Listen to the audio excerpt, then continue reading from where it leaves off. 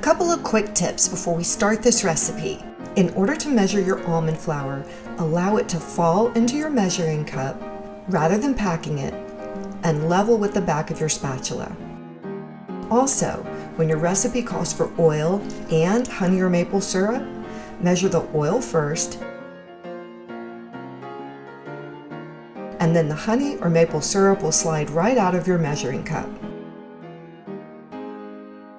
A few simple, healthy ingredients are all you need for these quick, melt-in-your-mouth cookies. Add them all to a mixing bowl.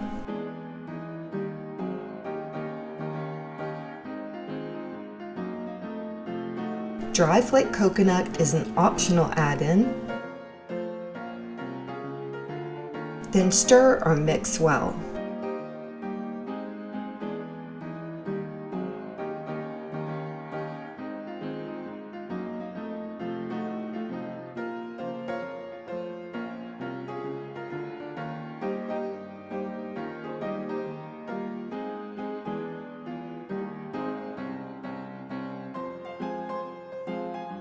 Flatten the cookie slightly with the back of a spatula.